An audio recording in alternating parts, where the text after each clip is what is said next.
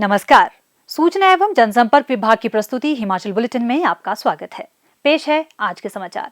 प्राकृतिक खेती खुशहाल किसान योजना की निगरानी के लिए गठित उच्च राज्य स्तरीय समिति की बैठक आज शिमला में मुख्यमंत्री श्री जयराम ठाकुर की अध्यक्षता में आयोजित हुई। इस अवसर पर मुख्यमंत्री ने कहा कि राज्य सरकार वर्ष 2022 तक प्रदेश के सभी 9,61,000 किसान परिवारों को प्राकृतिक खेती के अंतर्गत लाने के लिए प्रयत्नशील है। मुख्यमंत्री ने कहा कि प्राकृतिक खेती पारंपरिक खेती से भिन्न है। रासायनिक कीटनाशक और उर्वरकों के उपयोग से उत्पादन में वृद्धि हुई है, लेकिन इससे मिट्टी और पर्यावरण पर नकारात्मक प्रभाव भी हुए हैं। प्राकृतिक खेती में रासायनिक उर्वरकों तथा कीटनाशकों का उपयोग किए बिना विभिन्न फसलों का उत्पादन किया जाता है। प्राकृतिक खेती से कृषकों की आय में वृद्धि की परिकल्पना की गई है।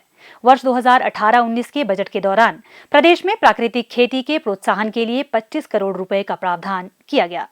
श्री जयराम ठाकुर ने कहा कि प्राकृतिक खेती से न केवल किसानों को स्वच्छ और रसायन मुक्त फल और सब्जियां प्राप्त होती हैं, बल्कि उन्हें उपज का उचित मूल्य भी प्राप्त होता है।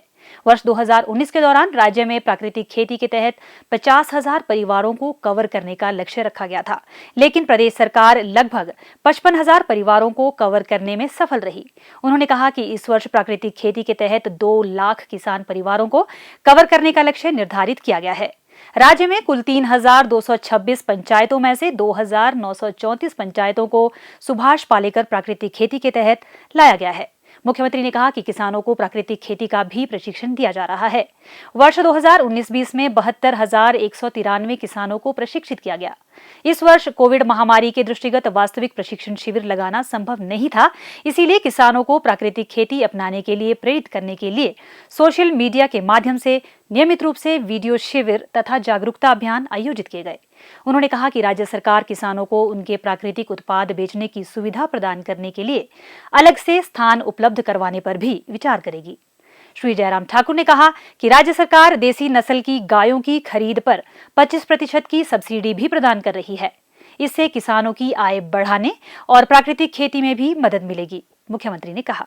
तो ये कहूँगा कि एक बहुत ही अच्छा इनिशिएटिव है और आदरणीय प्रधानमंत्री जी ने जब भी मिलना हुआ है तो ये बहुत प्रिय विषय है उनका, और इसमें हिमाचल प्रदेश ने अच्छा काम किया। उनके दिमाग में ये सारी बात पड़ी है और खासतौर से राज्यपाल महोदय जी ने उनके दिमाग में इस बात को बड़ी अच्छी तरह से डाल रखा है। जब भी मिलते हैं तो पूछते रहते हैं क्या हुआ आपकी प्राकृतिक खेती का, कैसे चल रहा, कितने लोग जुड़े, कितने लोगों ने इसको स्वीकार किया, आपने बजट प्रोविजन क्या किए, उसमें सारी चीज़ मार्केटिंग कैसी हो रही है, वो सारी चीज़ ऐसी चीज़ों को जिक्र करते हैं वो। तो मैं यही चाहूँगा कि इसको बेहतर ढंग से आप और थोड़ा लागू करिए लंबे समय के लिए। देखिए मैं मानता हूँ ये एकदम इसको हम बोलें कि भाई ये 2 साल में 3 साल में ही हम इसमें बिल्कुल एकदम उठ जाएंगे, ऐसी स्थिति तो नहीं है, लेकिन फिर भी उसके बावजूद इसमें एक स्थिति है कि ये लंबे समय के लिए हिमाचल के लिए बहुत उपयोगी और कारगर साबित होगी। और ख़ासतौर से एक तो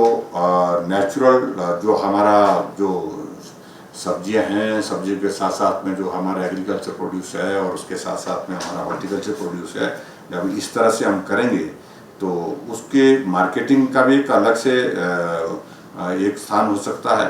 और उसके साथ साथ में मार्केटिंग के अतिरिक्त जो है सबसे बड़ी बात यह है कि जो हम जहर खा रहे हैं उससे मुक्ति हमको प्राप्त होगी। तो इसलिए इस काम को और ज़्यादा बेहतर ढंग से करने के लिए आप प्लान जो कर रहे हैं उसको आगे बढ़ाइए। इस अवसर पर मुख्यमंत्री ने प्राकृतिक खेती खुशहाल किसान योजना के अंतर्गत किसानों की उपलब्धियों से संबंधित सफलता की कहानियों के संकलन का विमोचन भी किया। आज शिमला में मीडिया के प्रतिनिधियों से बातचीत करते हुए मुख्यमंत्री श्री जयराम ठाकुर ने कहा, हमारा बजट सत्र 23 मार्च को समाप्त हुआ था और वैसे भी हमारे इसके मुताबिक जो है व्यवस्था के अनुसार जो है वो नियम जो है उसमें 6 महीने के अंतराल के पश्चात हाउस होना ही चाहिए, टेबल होना चाहिए। मानसून सेशन हमारा आमतौर पर 5-6 दिन का होता है, इससे ज़्यादा होता नहीं था, लेकिन अब की बार क्योंकि बजट सत्र में हमारी सीटिंग्स कम हुई, हमारी 15 सीटिंग्स हुई थी, और इसलिए अब की बार हमने मानसून सत्र में काल अवधि जो है वो लंबी की है। 10 सीटिंग्स हमने इसमें प्लान की हैं और मैं उम्मीद करता हूँ कि अच्छी इसमें चर्चा होगी और कोरोना और सारे इश्यूज़ को लेकर के, स्टेट के इश्यूज़ को लेकर के लोगों के सामने जो जानकारियाँ देने की आवश्यकता होगी सरकार पूरी तरह से रखेगी। कोविड इन दिनों पूरे देश भर में और सभी प्रदेशों में बहुत बड़े स्तर पर फैल रहा है और ऐसा पाया जा रहा है कि ये मौसम खासतौर से जो मॉइस्चर वाला है इसमें जो है वो उसकी फैलने की संभावना और भी ज़्यादा तेज़ी से देखी गई है। ऐसे में अभी और ज़्यादा सावधानी बरतने की जरूरत है। सेना के ग्रेडियंस कंपनी में तैनात 24 वर्षीय जवान प्रशांत ठाकुर की शहादत पर मुख्यमंत्री श्री जयराम ठाकुर ने शोक व्यक्त किया है। शहीद प्रशांत ठाकुर सिरमौर जिला के धारटीधार क्षेत्र की ग्राम पंचायत भनेत हल्द्वाड़ी के गांव ठाकरगुआना के निवासी थे। वह जम्मू कश्मीर के बारामूला में आतंकवादियों से मुठभेड़ के दौरान वीरगति को प्राप्त हुए। मुख्यमंत्री ने कहा कि शहीद प्रशांत ठाकुर ने अपने कर्तव्य का निर्वहन करते हुए अद्वितीय साहस का परिचय दिया है। उन्होंने कहा कि प्रशांत ठाकुर एक सच्चे योद्धा थे। देश के लिए उनके शौर्य और बलिदान को सदैव याद रखा जाएगा। हिंदुस्तानी शास्त्रीय संगीत के मूर्धन्य गायक पद्म विभूषण पंडित जसराज के निधन पर मुख्यमंत्री श्री जयराम ठाकुर ने शोक व्यक्त किया है। मुख्यमंत्री ने कहा कि पंडित जसराज के निधन से न केवल संगीत जगत बल्कि पूरे विश्व को गहरा सदमा पहुंचा है। पंडित जसराज ने कई दशकों की संगीत यात्रा में लोगों को अपनी प्रस्तुतियों से आनंद विभोर किया। मुख्यमंत्री ने परमपिता परमात्मा से दिवंगत आत्मा की शांति और शोक संतप्त परिवारों को इस अपूरणीय क्षति को सहन करने की प्रार्थना की। मुख्यमंत्री श्री जयराम ठाकुर ने आज शिमला में हिमाचली कॉमेडी शो प्रिंस का पिटारा का पोस्टर जारी किया। मुख्यमंत्री ने कलाकारों, निर्माता और निर्देशक के प्रयासों की सराहना करते हुए आशा व्यक्त की कि यह कार्यक्रम दर्शकों का मनोरंजन करने में सफल होगा। इस कॉमेडी शो का निर्देशन श्री अखिल चौधरी ने किया है।